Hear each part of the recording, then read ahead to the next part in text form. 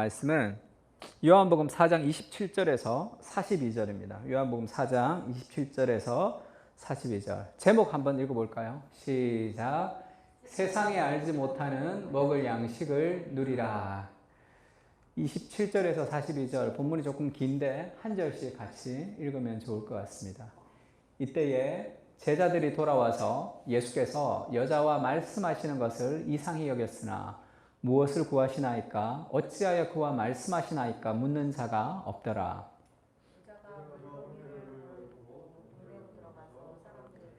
내가 행한 모든 일을 내게 말한 사람을 와서 보라. 이는 그리스도가 아니냐 하니.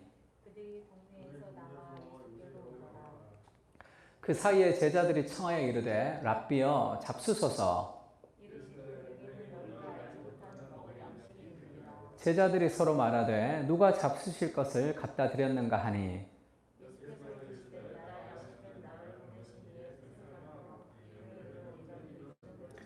너희는 넉 달이 지나야 추수할 때가 이르겠다 하지 아니하느냐. 그러나 나는 너희에게 이르노니 너희 눈을 들어 밭을 보라. 휘어져 추수하게 되었도다.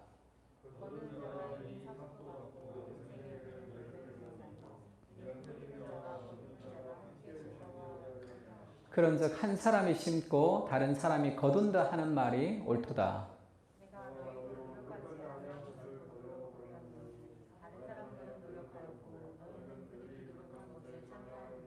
여자의 말이 내가 행한 모든 것을 그가 내게 말하였다 증언하므로 그 동네 중에 많은 사마리아인이 예수를 믿는지라.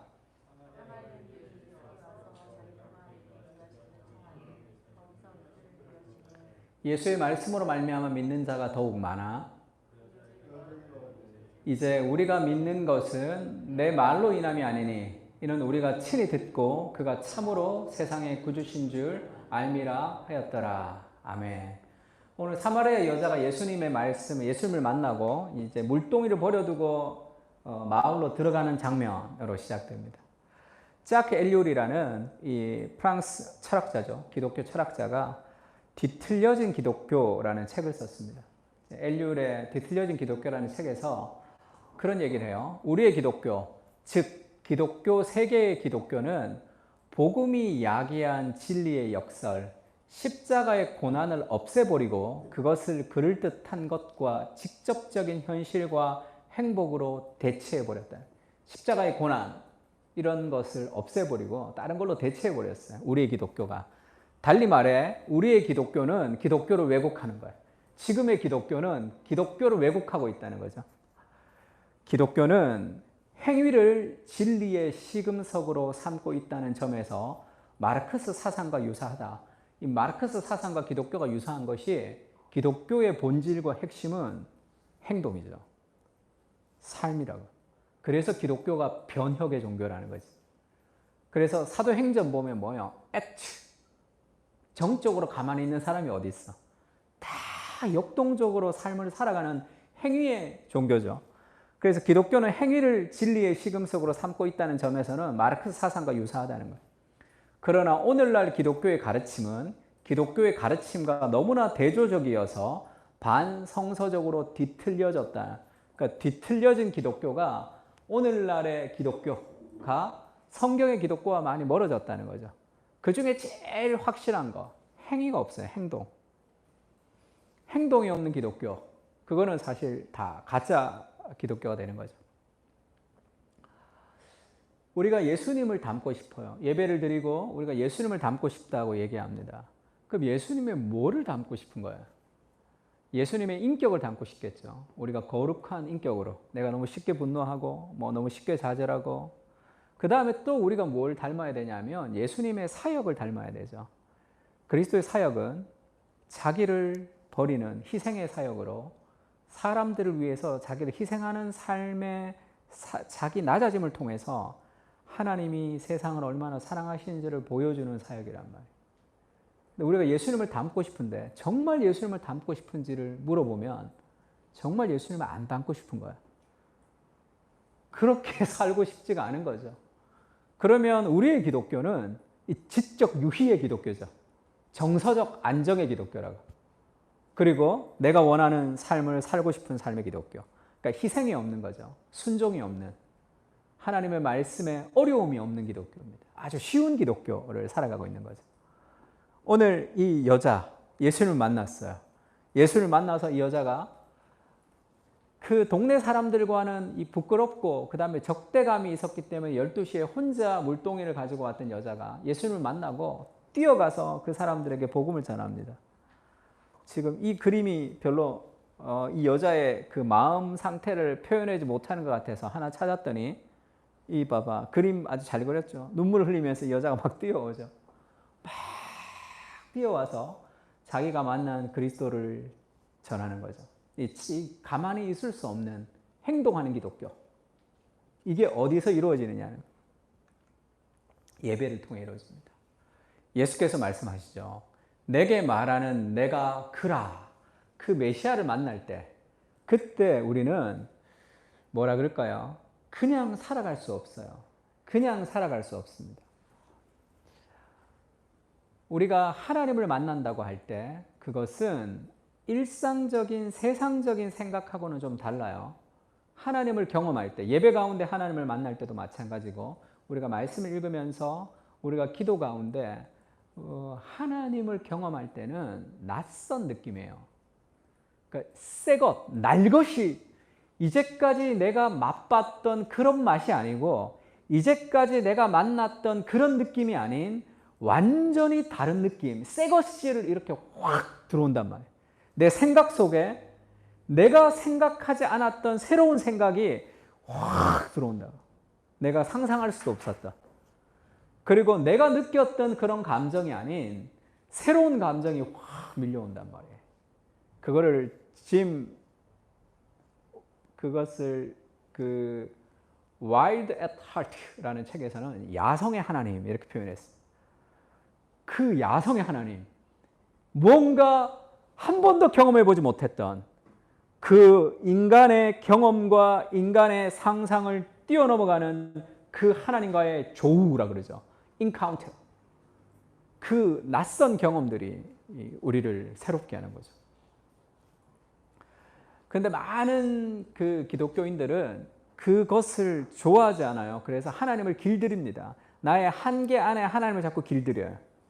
내가 원하는 하나님, 나의 기도를 들으시는 하나님, 나를 위로하시는 하나님.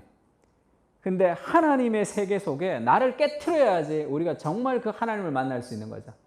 나의 한계 속에 하나님을 가두는 것이 아니라 그 하나님을 만난 거죠. 그 야성의 하나님. 그것이 예배 가운데 우리가 경험하는 경험이에요. 예배 가운데 만나는 하나님은 우리의 생각이 아닌 다른 생각이 우리에게 쑥 들어온단 말이에요. 우리가 느끼는 감정이 아닌 다른 감정, 우리가 결단했던 의지의 결단이 아닌 그런 다른 느낌들이 확 들어오죠. 그 하나님을 우리가 경험할 때 우리는 움직이게 되어 있는 거예요. 여자가 물동이를 버려두죠. 그 물동이를, 자기가 늘 목말라며 찾았던 그 물동이를 버린다는 것은 그의 삶을 이제 버리는 거예요. 방향을 바꿨다는 겁니다. 동네로 들어가 사람들에게 말합니다. 내가 행한 모든 일을 내게 말한 사람을 와서 보라. 이는 그리스도가 아니냐. 내가 행한 모든 일, 자신의 부끄러웠던 수많은 과거를 다 알려주셨던 그 내 죄를 용서하시고 사하셨던 그 그리스도를 만나서 그가 동네로 뛰어들어가는 그런 모습을 볼 수 있습니다. 존 파이퍼의 책 중에 그런 책이 있어요. The Dangerous Duty of Delight. 위험한 기쁨의 의무라는 거예요. 하나님을 만날 때 그것은 아주 위험한, dangerous한 그런 기쁨의 의무다. Duty of Delight라고 얘기했어. 그 기쁨 가운데 위험한 의무라는 것은 그냥 인간이 생각하는 그런 삶이 아니라, 내가 좋아하는 어떤 성공의 삶이 아니라 하나님을 만나게 되면 데인저러스한 그런 어떤 의무가 내 안에 확 들어오는데, 그건 기쁨으로 감당하는 기쁨의 의무다 이렇게 얘기했습니다. 다른 얘기로 하면 하나님 안에서 기쁨이 넘치고 확장이 되어서 다른 사람들의 필요를 기쁘게 충족시키는 삶을 얘기해요. 하나님을 만나면 하나님 안에서 기쁨이 넘치고 확장이 됩니다.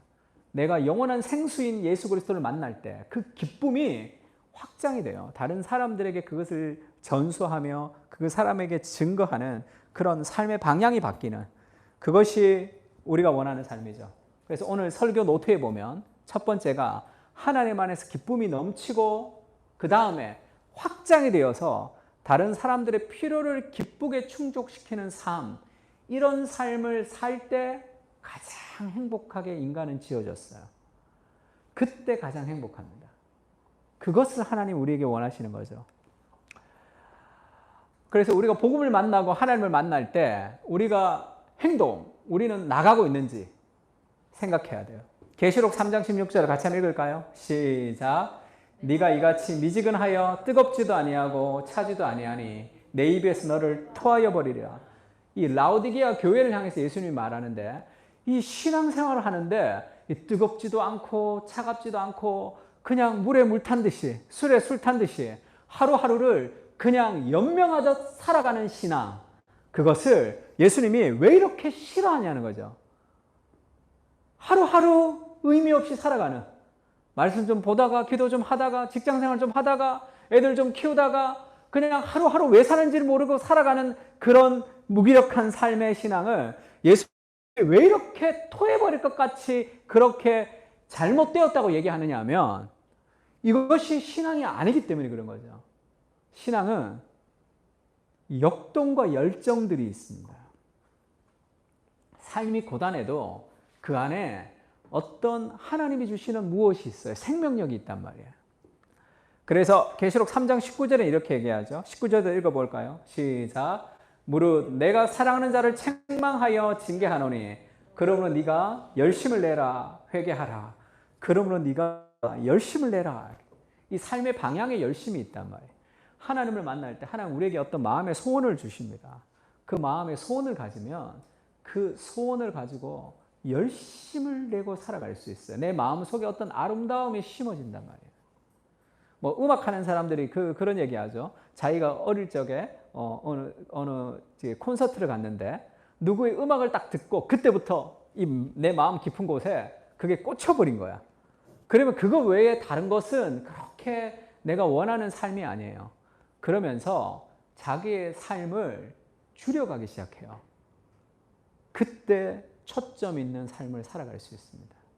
세상은 자꾸 많은 것을 하라고 우리에게 막 요구해요. 근데 인생에 포커스 되지 않은 사람들은 여러 가지를 하고 싶어요. 그게 내 마음을 사로잡는 아름다움이 없기 때문에 그래요. 내 마음의 아름다움이 사로잡히면 그것 외에는 보이지 않습니다. 그래서 누가 그런 얘기 하더라고. 정말로 탁월하게 성공하는 사람들을 하는 게 뭔지 아느냐? 그거는 투두 리스트를 작성하지 않아요. 투두 리스트가 아니라 not 투두 리스트. 내가 하지 않아야 될 것을 작성해서 무언가를 줄이는 거죠. 그때 삶에 포커스된 삶을 살아갈 수 있어요. 왜 열심이 없죠? 너무 많은 데 관심이 있어서 그렇습니다. 내 마음의 아름다움에 매료되지 않기 때문에, 포커스가 되지 않기 때문에 그래요. 그래서 대학 갈 때 그런 막 대학 가라고 막 자극하는 그런 영상들 있죠. 인터넷 강사들 하는 그분들 중에 누가 그런 얘기 한번 하더라고요. 여러분 1년밖에 안 남았는데 여러분 서울대 뭐 그래 다 갈 수 있다. 내 말대로 하면 보내줄 수 있대. 내 말대로 하기만 하면 다 갈 수 있대. 여러분 지금이 성적이 바닥이라도 괜찮대. 다 할 수 있습니다. 내 말대로 하시겠습니까? 다 하겠대. 그럼 여러분 다 갈 수 있다. 뭐 우리나라 수능이라는 것은 오래 공부 안 해도 된다. 1년이면 충분히 서울대도 간다. 그렇게 얘기하면서 열심히 공부하라 이렇게 얘기하지 않고 핸드폰 다 버리고 TV 다 치우고 이 공부하지 못하게 하는 모든 것들을 다 버리고 그것만 남겨놓으면 공부한다는 거예요. 남자들 머리 다 스포츠로 깎고 빡빡 밀고 막 이렇게 그게 다 싫어한다고. 그건 그렇게까지는 안 하고 싶은 거죠. 그렇게까지는 안 하고 싶은 거죠. 열심을 내는 것, 그것은 우리 안에 어떤 아름다움이 심어지지 않기 때문에 그렇습니다. 그것을 갈망해야 돼요. 하나님, 내 안에 정말 참된 아름다움을 심어주십시오. 지금 다른 아름다움이 들어가 있어서 그래요. 다른 아름다움이. 막 열심히 돈을 벌어야지, 뭘 해야지. 그 걱정과 근심과 두려움이 내 안에 있는 다른 아름다움이 거기에 탁 들어가 있기 때문에 그렇습니다. 그러니까 그 열심을 가지고 행동하는 그것이 이제 복음이라는 거죠. 누가복음 10장 27절에 보면 선한 사마리아인의 비유가 나오는데 예수님이 그렇게 얘기해요. 마음을 다하고 목숨을 다하고 힘을 다하고 뜻을 다하여 주 너의 하나님을 사랑하고 또한 내 이웃을 내 자신같이 사랑하라 하였나이다. 예수께서 이르시되, 이거 율법사가 얘기하는 거예요. 예수께서 이르시되 내 대답이 옳도다. 이를 행하라. 그러면 살리라. 지금 이 그 성경을 요약하는 거, 이 전 구약을 요약을 하는 게 지금 이 율법사가 대답합니다. 마음을 다하고 목숨을 다하고 뜻을 다하고 힘을 다하여 하나님을 사랑하는 것이고 내 이웃을 내 자신같이 사랑하라는 것이 이것이 전 구약을 요약한 거라는 거예요. 얼마나 똑똑해. 이거는 요약되어 있는 게 아니에요. 하나는 레위기에 나오고 하나는 신명기에 나오는 거예요. 그것이 전 구약의 요약이라고 정말로 잘 얘기했죠. 예수님이 그렇게 얘기합니다. 예수께서 이르시되 내 대답이 옳더라. 이를 행하라. 그러면 살리라. 예수님의 관심은 행하는 거예요. 하나님을 사랑하고 이웃을 사랑하는 것이 인생의 목적이다. 얘기하면 뭐하냐. 그렇게 살아가야 되는 거죠. 그것을 향해서 우리가 달려가라. 이렇게 얘기합니다. 10장 29절에 그 사람이 자기를 옳게 보이려고 예수께 여짜오되 그러면 내 이웃이 누구니까? 이렇게 얘기해요. 그럼 예수님 내 이웃이 누굽니까? 할 때 자기를 옳게 보이려고 얘기하는 거예요. 그러니까 사람들은 왜 신앙생활을 하죠? 왜 종교생활을 하죠? 내가 좀 옳게 보이고 싶은 거예요. 신앙생활을 하면서 내가 좀 멋지고 내가 좀 교양 있고 내가 좀 괜찮아지기 위해서 신앙생활을 합니다. 말씀을 보고 기도를 하고 하나님 앞에 신앙생활을 하는 이유는 하나님이 나를 도와주셔서 내가 좀 더 잘 되는 나, 그것이 이 신앙의 목표가 되는 거죠. 내 이웃이 누구니까? 이렇게 얘기합니다. 이웃을 사랑하라 할 때 내 이웃이 누굽니까? 할 때 그가 생각하는 이웃의 바운더리가 있는 거예요. 예수님이 여기서 뭘 얘기하죠? 선한 사마리아인의 비유를 여기서 시작합니다.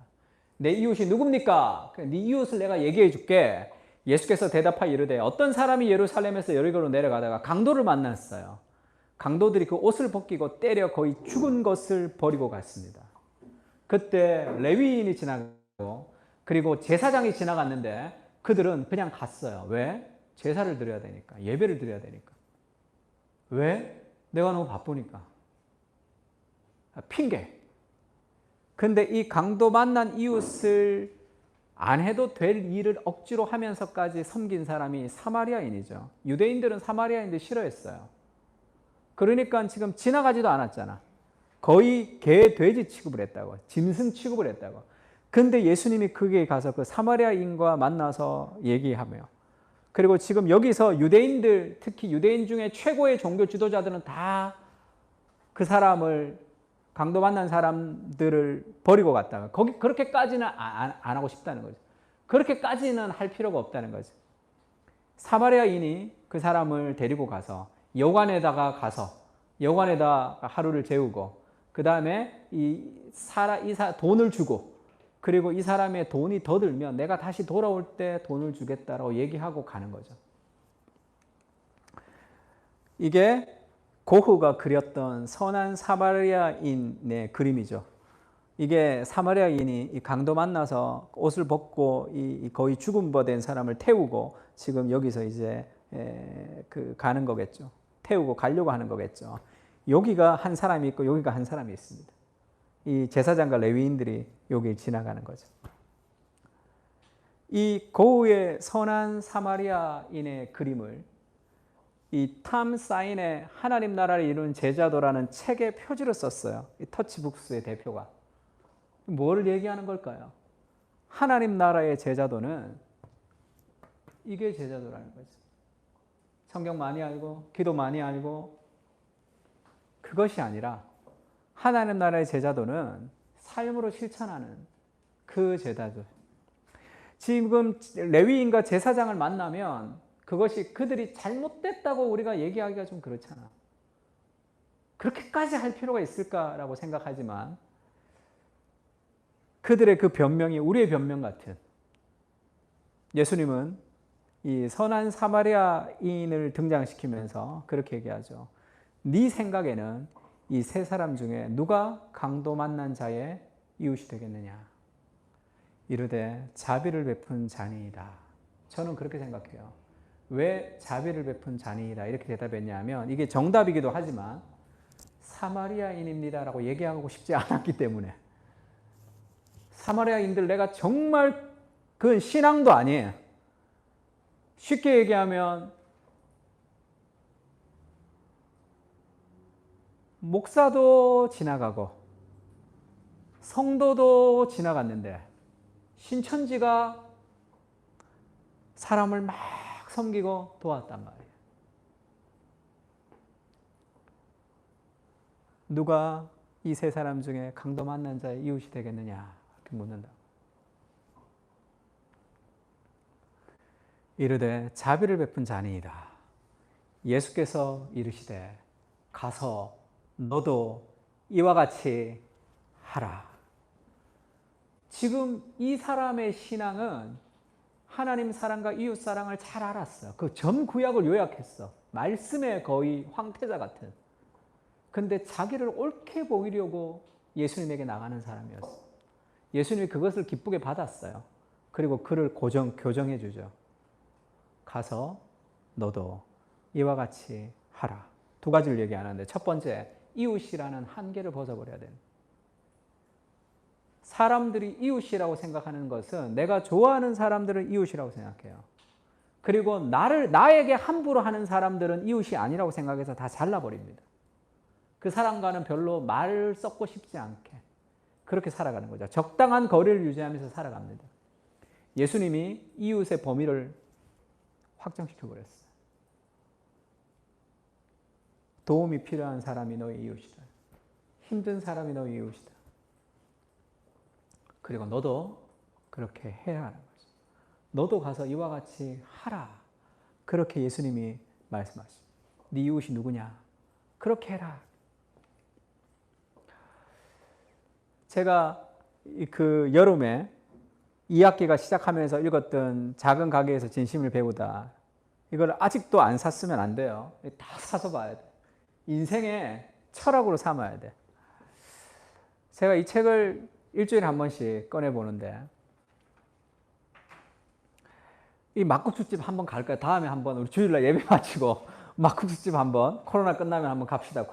가서 한 3시간 기다렸다가 먹든지 한번 가서 한번 먹었으면 좋겠는데 이 막국수집 사장님이 그렇게 얘기하죠. 손님들은 사랑하는 사람과 먹는 한 끼의 한 끼에서 인생의 행복을 떠올립니다. 그래서 그 손님들은 그가 어떤 삶을 살았던 어떤 인생이 있었던 가족들과 한 끼 먹을 때 행복하게 먹는 거 그게 얼마나 좋은 거예요. 저희는 그 한 끼를 준비하는 사람이고 그 한 끼를 내어갈 때 손님과 마음을 다해 교류하는 것이 소명이라고 믿습니다. 그래서 이 사람은 손님들이 한 끼를 행복하게 먹는 것이 그의 인생의 소명이에요. 이 사람은 많이 국수 팔아서 돈 많이 벌어야 되겠다 생각하지 않습니다. 그래서 국수집을 돈 많이 벌어서 수요 미식회 나와서 국수집을 다시 만들 때도 크게 안 만들었어요. 작게 만들었어요. 그리고 대기실만 아주 편안하게 만들었어요.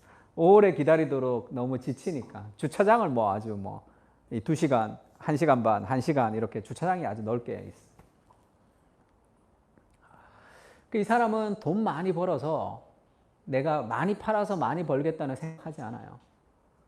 이 사람의 장사의 철학은 사람에게 가 있는 거죠. 이 한 사람의 행복을 위해서 내가 헌신하는 거예요. 그래서 왜 맛있는 막국수를 만들기 위해서 노력하죠? 이 사람을 행복하게 해주기 위해서 더 준비하고 노력합니다. 그래서 쉬는 날은 전국에 막국수를 먹으러 가요. 맛있는 데를. 그래서 계속 개발하죠. 이만한 기계가 있는데 그거를 매일 저녁에 나사 하나하나 풀어서 다 청소한대요. 왜냐하면 그 메밀이 좀 끼어 있으면 맛에 영향을 주기 때문에. 왜 그렇게 하죠? 이 사람들에게 가장 행복한 한 끼를 대접하기 위해서예요. 인생의 포커스가 사람에게 가 있어야 됩니다. 왜 열심히 공부하죠? 사람을 사랑하고 섬기기 위해서요. 그런 얘기를 한번 들었습니다. 책을 좋아하는 목회자 치고 목회 잘하는 사람 없다 이런 얘기를 들었어요. 말이 안 된다고 생각했어. 목회자 그럼 무식하면 그렇게 그 목회를 잘하냐? 책을 열심히 읽어야지. 근데 그 목사님이 저한테 그렇게 얘기했어요. 저는 굉장히 그 일리가 있다고 생각합니다. 목회자의 마음이 사람에게 가 있어야 돼. 그 사람을 사랑하고 그 사람을 잘 섬기기 위해서 책 읽는 거야. 그 사람을 사랑하고 그 사람을 잘 섬기기 위해서 운동하는 거죠. 그 사람을 사랑하고 그 사람을 잘 섬기기 위해서 내 삶에 무엇이 있다는 거예요.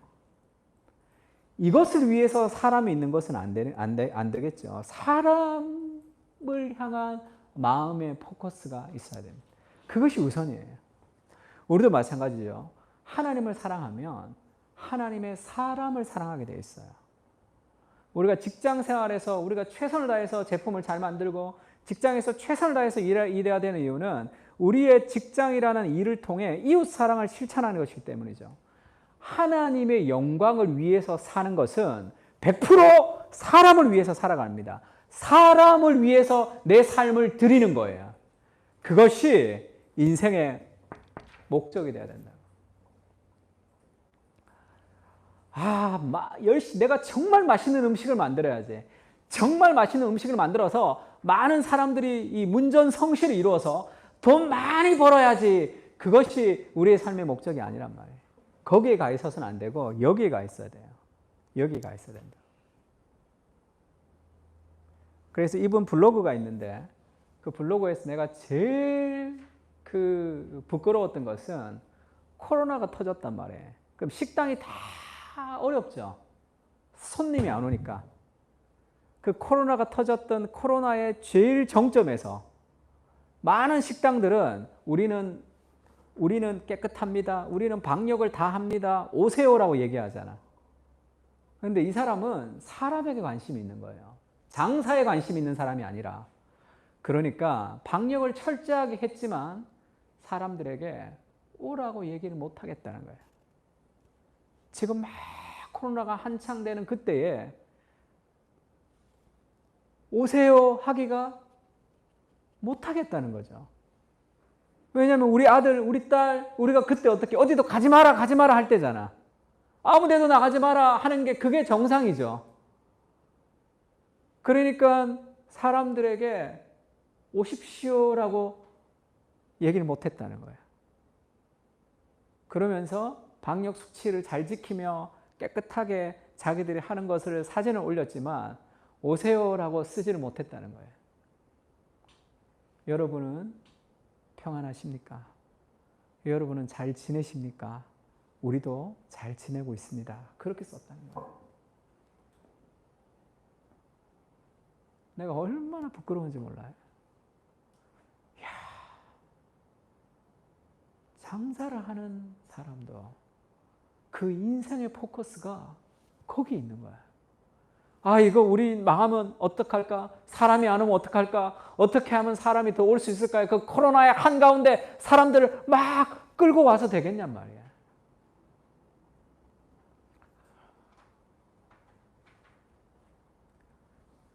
그것이 100년간은 가게를 만들어가는 저는 철학이라고 생각합니다. 그것이 인생을 더 행복하게 살아가는 삶의 비결이에요. 그것이 인생을 더 만족하게 살아가는 삶의 비결입니다. 인생은 사람에게 가 있어야 돼요. 그렇지 않고 나에게 가 있으면 그것은 불행한 인생의 결말을 맞게 되어 있습니다. 그래서 예수님이 자기 자신을 위해서 인생을 살지 않잖아요. 이 땅에 오셔서 우리를 위해서 희생하는 삶을 살아가는 거죠. 그 그리스도의 삶을 우리가 따라가라 얘기하죠. 왜? 그것이 가장 행복한 삶. 그것이 the dangerous duty of delight. 그것이 위험한 기쁨의 의무라는 거죠.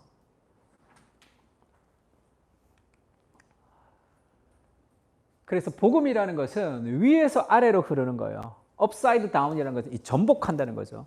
위에서 아래로 흘러서 이거를 거꾸로의 나라. 그래서 예수님이 하늘의 영광을 버리고 이 땅에 오시잖아요. 그런데 우리는 아무것도 없는 데서 영광을 자꾸 추구하려고 그래. 우리가 가지고 있는 것에서 밑으로 흐르는 게 복음이에요. 대인관계도 마찬가지입니다.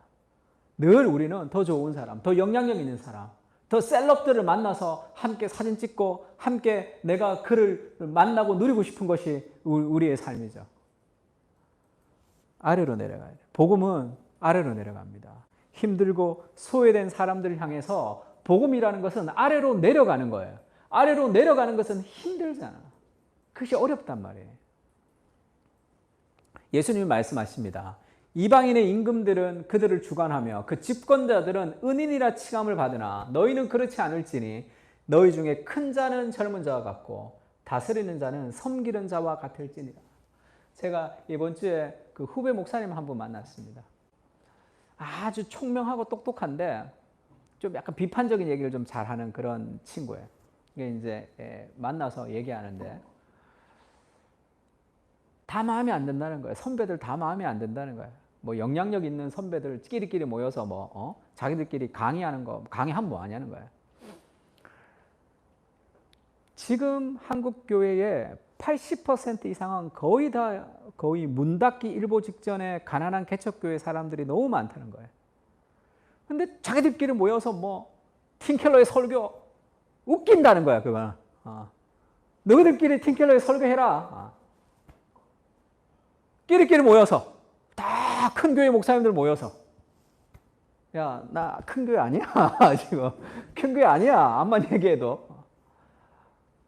목사님, 내가 만나는 사람들은 하루하루 굶어 죽고 이중직을 안 하면 살아갈 수 없는 목회자들이 얼마나 많아요. 지금은 응급 상황이라는 거예요. 도대체 뭐 하고 있는지를 모르겠다 이런 얘기를 하더라고요. 두 가지 마음이 들었어요. 그건 내 책임인가? 그 응급 상황이 내 책임인 것처럼 야, 네가 개척해서 네가 힘든데 그걸 내가 책임져야 되나라는 첫 번째 생각. 두 번째는 내가 만나는 사람들이 괜찮은 사람들, 그렇게 힘든 사람들 내가 만나지 않았던 거죠. 내 주위에 있는 사람들이 내가 제일 힘들었기 때문에 월세 이거 언제 하나하나 코로나 월세도 안 나와서 지금 고민하고 있는 이런 상황에 내가 제일 힘들었기 때문에 그런 생각을 해본 적이 없어요. 돌아오면서 여러 가지 생각이 들었습니다. 오늘 추석이죠.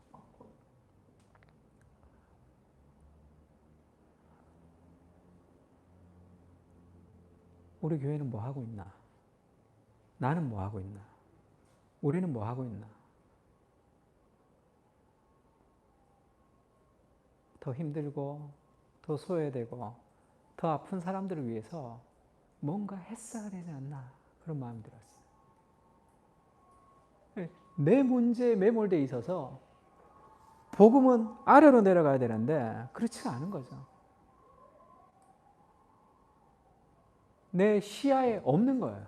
왜? 내가 아래로 내려가지 않기 때문이죠. 아래로 내려가지 않기 때문이에요. 아래로 내려가.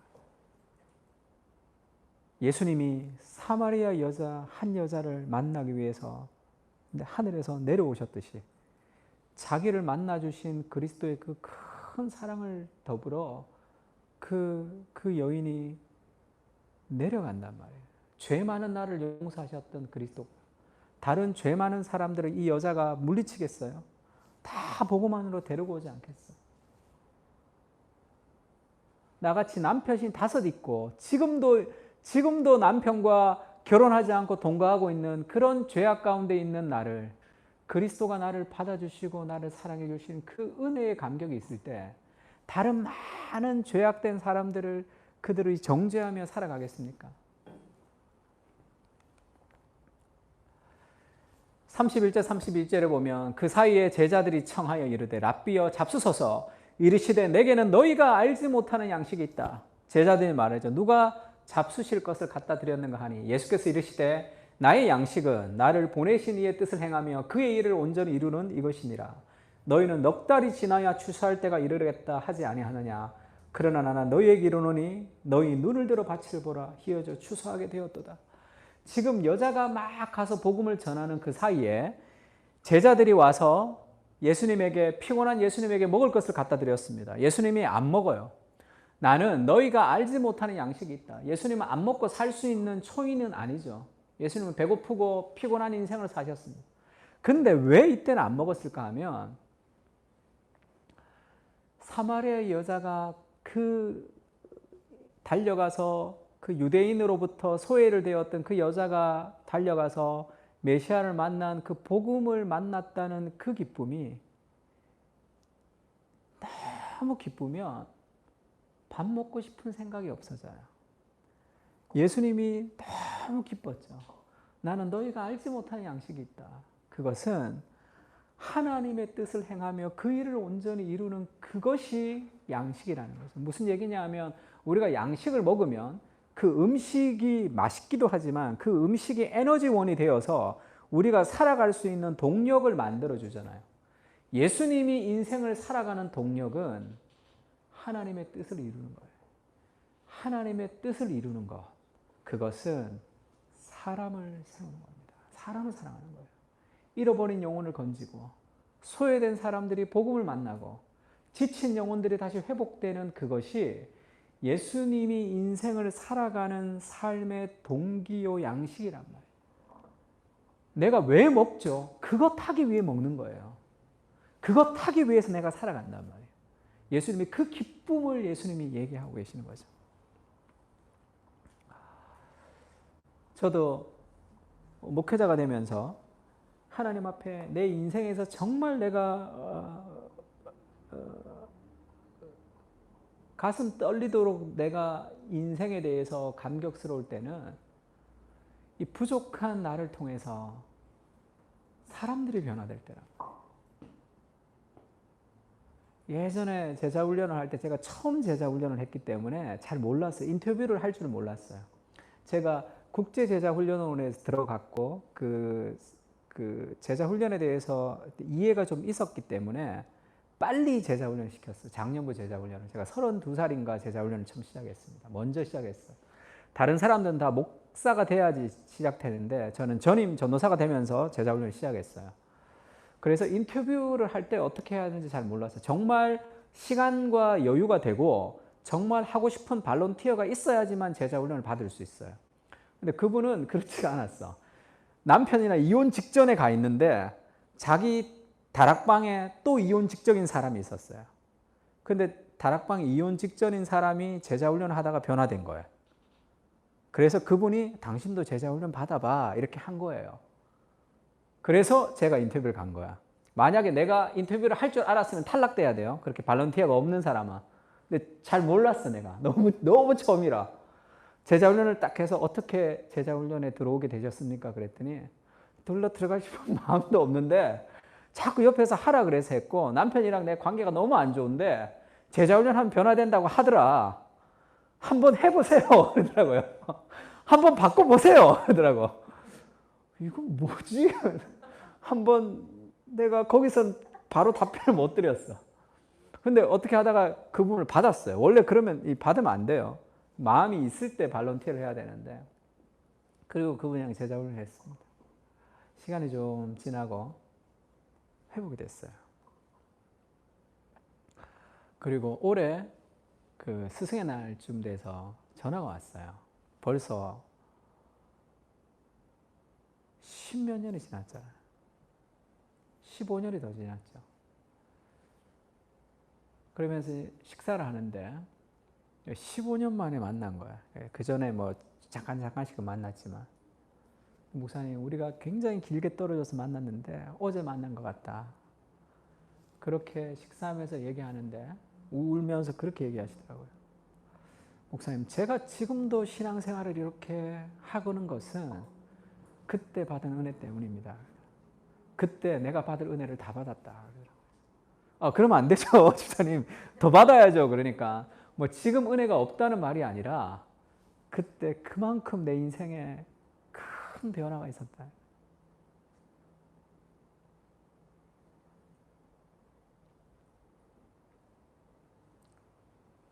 그리고 감사하다 이렇게 얘기해요. 내가 받아야 될 감사는 아니죠. 내가 사람을 변화시키는 건 아니니까. 하나님께 감사해야 될 제목이죠.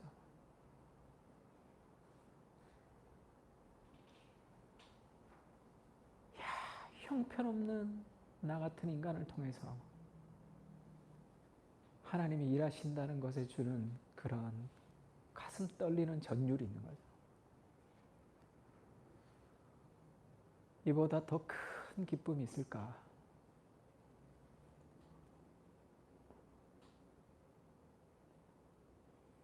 인생의 포커스는 사람에게 있어야 됩니다. 사람의 영혼을 건지고 사람을 회복하는 거예요. 그것이 가장 영원한 가치. 하나님의 영광을 위해서 산다는 것은 지치고 힘들고 소외되고 아픈 영혼들을 하나님의 말씀으로, 하나님의 은혜로, 기도로 그들을 건져가는 거예요. 나는 너희가 알지 못하는 양식이 있다. 그 예수님이 기쁜 거야. 얼마나 감격스러워요. 우리가 다른 사람을 향해서 우리의 삶을 내어드릴 수 있는 힘은 어디서 오느냐? 여기서 오는 거예요. 사마리아 여자는 남편이 5이 있었어. 여전히 죄 가운데 있어요.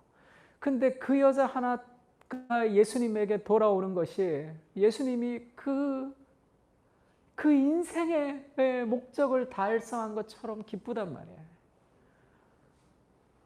그렇게 우리가 하나님의 기쁨이 되는 존재라는 것을 깨달을 때 우리는 많은 것을 할 수 있습니다. 왜 헌신이 힘든 줄 알아요? 내가 하나님의 기쁨이 되는 존재라는 것을 알지 못하기 때문에 그렇습니다. 하나님이 나를 기뻐하신다고. 내가 살아가는 삶을 기뻐서 밥을 먹지 못할 만큼 큰 기쁨의 존재로 나 하나 돌아온 게 뭐가 그렇게 대단하다고. 그 우물가의 여자, 남편 5이 있었던 그 여자가 하나 돌아오는 게 뭐 그렇게 큰일이라고. 예수님이 그것을 기뻐하시는 거죠.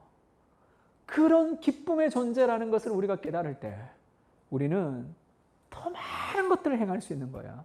우리를 통해 더 많은 것들을 행할 수 있습니다. 실력이 없고 능력이 없고 아무것도 없고 거기에 매몰되지도 않아요. 보리떡 5개와 물고기 2마리도 예수님의 손에 쓰이면 그것은 5,000명이 넘는 기적을 베푸신단 말이에요. 하나님의 손에 사용되면 되는 거라고. 그것을 붙들어야 된다.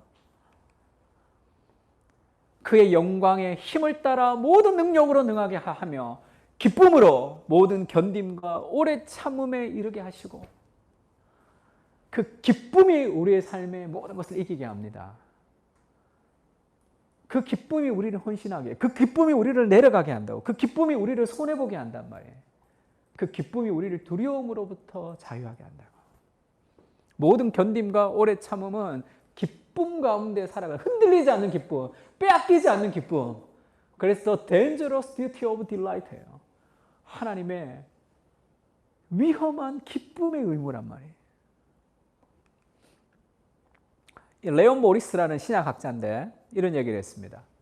치열한 전투 속에서도 낙담하지 않고 계속해서 힘차게 환난을 이겨내는 것은 바로 군인의 인내심이다. 사랑은 압도되지 않고 어떤 어려움 속에서도 남자답게 그 역할을 수행한다. 고린도전서의 해석을 그렇게 했습니다.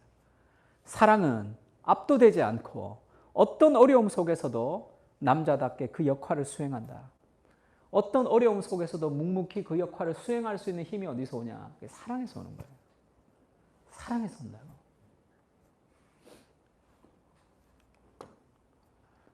히브리서 13장 5절은 돈을 사랑하지 말고 있는 바를 족한 줄로 알라. 그가 친히 말씀하시기를 내가 결코 너희를 버리지 아니하고 너희를 떠나지 아니하리라 하셨느니라. 그러므로 우리가 담대히 말하되 주는 나를 돕는 이시니 내가 무서워하지 아니하겠노라. 사람이 내게 어찌하리요 하노라. 우리가 돈을 사랑하는 이유가 뭐냐면 돈이 없기 때문이 아니에요. 있는 것을 족한 줄로 알지 못하는데 왜 그러냐면 내가 결코 너희를 버리지 않고 떠나지 아니하리라 이거를 모르기 때문에 돈을 사랑하고 족한 줄로 모르는 그 두려움 때문에 그렇단 말이에요. 이것이 없어졌을 때, 돈이 없을 때 어려움이 닥치면 어떡할까라는 그 두려움이 돈을 놓지 못하게 하는 인생으로 살아가는 거죠. 돈이 없기 때문이 아니라고. 돈의 문제가 아니라 하나님이 함께 하는 확신이 없기 때문이죠. 예수님이 나를 포기해도 되는 이유는 많겠죠. 사마리아 여자 같은 아무 짝에도 쓸모없는 것 같은 그 여자가 돌아오는 것이 하나님 나라에 아무런 영향력을 미치지 않을 것 같은데 예수님이 십자가에서 얼마나 고통스러웠어요. 나를 포기할 만한 수많은 이유가 있었지만 그리스도께서 나를 포기하지 않으셨죠. 그 사랑이 있잖아. 포기할 만도 안 돼. 나 지금 목사까지 됐지만 별로 하나님을 위해서 별로 하는 거 없는데 나 하나 포기할 만한 수많은 일들이 있었지만 하나님이 나를 포기하지 않잖아요. 나를 포기하지 않으시는 그 하나님의 사랑이 우리의 두려움에서, 돈뿐 아니라 수많은 삶의 두려움에서, 사람에 대한 두려움에서 우리를 벗어나게 합니다. 그러므로 우리가 담대히 말하되 주는 나를 돕는 이시니 내가 무서워하지 아니하겠노라. 사람이 내게 어찌하리요? 그 확신. 나는 죄인이지만 하나님의 기쁨의 존재라는 그 삶의 확신이 우리를 흔들리지 않게 합니다. 흔들리지 않게 해요. 우리를 쫄지 않게 한다고.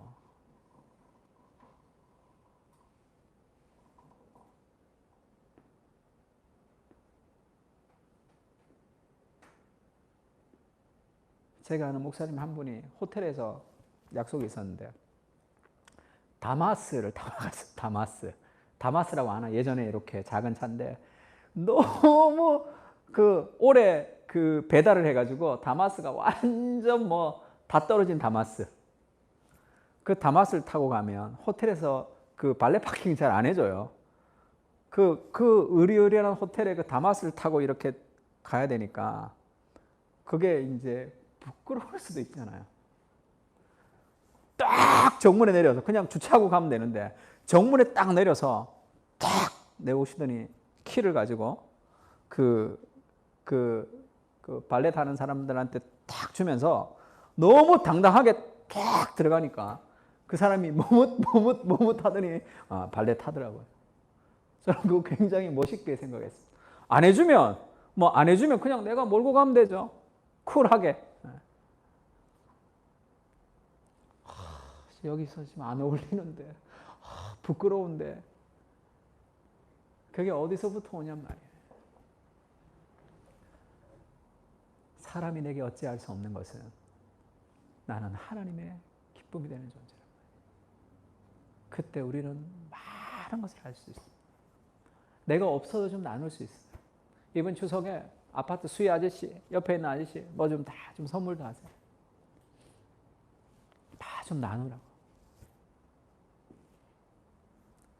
다음부터는 쫄지 않고 우리도 추석, 설 그때는 우리가 어떻게 섬길 수 있을까를 좀 생각해야 되겠다. 그런 회개가 좀 있었습니다. 다 좀 어떻게 하면 더 섬길 수 있을까? 더 힘들고 더 소외된 사람들에게 어떻게 하면 더 내려갈 수 있을까를 생각하는 것이 그것이 복음이다. 그렇게 생각이 들었습니다. 히브리서 12장 2절 우리 마지막으로 좀 읽어볼까요? 시작. 믿음의 주여 또 온전케 하시는 이 예수를 바라보자. 그는 그 앞에 있는 기쁨을 위하여 십자가를 참으사 부끄러움을 개의치 아니하시더니 하나님 보좌 우편에 앉으셨느니라. 그 기쁨이 십자가를 참게 하는 거죠. 그래서 오늘 본문대로 기쁨이 넘치고 확장되어 다른 사람의 필요를 채우는 삶의 행복입니다. 그것이 우리 삶의 가장 큰 삶의 행복이에요. 제가 이번 주에 분당 우리 교회에서 29명의 목사님들에게 제자 훈련의 이제 필요성과 확실성을 좀 강의를 해달라는 얘기를 좀 들었습니다. 그러면서 그러면 이제 새로 이제 부목사라다가 새로 이제 29개 교회로 나가는 목사님들에게 제자 훈련에 대해서 내가 어떤 얘기를 좀 해줄까 이렇게 생각했어요. 어떤 제자 훈련의 이론보다 어떤 제자 훈련에 대한 마음가짐을 좀 내가 말씀을 좀 드리면 좋겠다 그런 생각이 좀 있었습니다. 그러면서 제가 한번 생각해 봤어요. 내가 부교육자일 때 제자 훈련 했을 때도 너무 행복하고 감사했습니다. 우리 아까 얘기했던 그 집사님 같이 그런 일들도 많이 일어났고 참 감사했어요. 근데 지금 내가 개척을 하고 제자 훈련을 하고 있는데 그럼 부목사일 때, 부교육자일 때 제자 훈련과 개척을 해서 담임 목사일 때 제자 훈련이 뭐가 다른가 생각해 봤어요.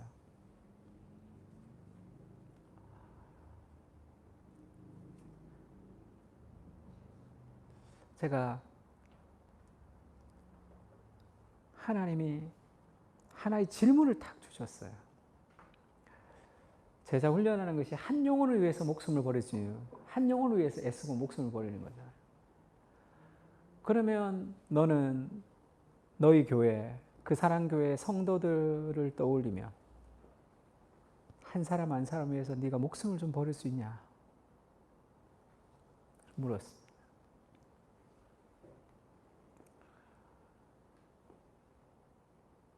제가 한 번도 생각하지 않고 예스라고 얘기했어요. 그게 부교육자와 지금이 완전히 달라진 건데, 그것은 여러분과 나와의 인격적인 관계도 있겠지만 너무 사랑스럽기 때문에, 우리 교인들만큼 이렇게 착하고 사랑스러운 사람은 잘 없죠. 나처럼 이렇게 행복하게 목회하는 사람이 있을까 할 정도로 참 감사하게 생각하는 것도 있습니다. 그러나 그것 때문은 아니에요. 그리스도가 나를 위해서 자신의 목숨을 내어주셨기 때문이죠. 그 은혜, 그 사랑, 그것이 우리를 사람을 사랑하게 하는 거죠. 사도 바울이 그렇게 얘기했습니다. 그리스도의 남은 고난을 내 몸된 육체에 채운다, 이렇게 얘기했어요.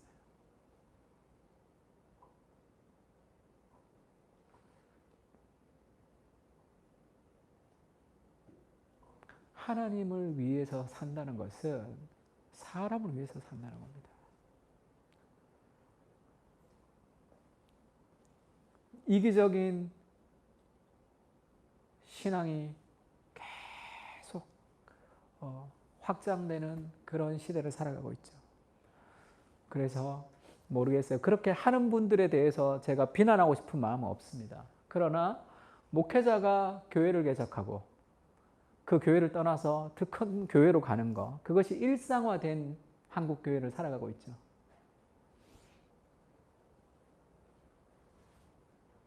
저는 그것은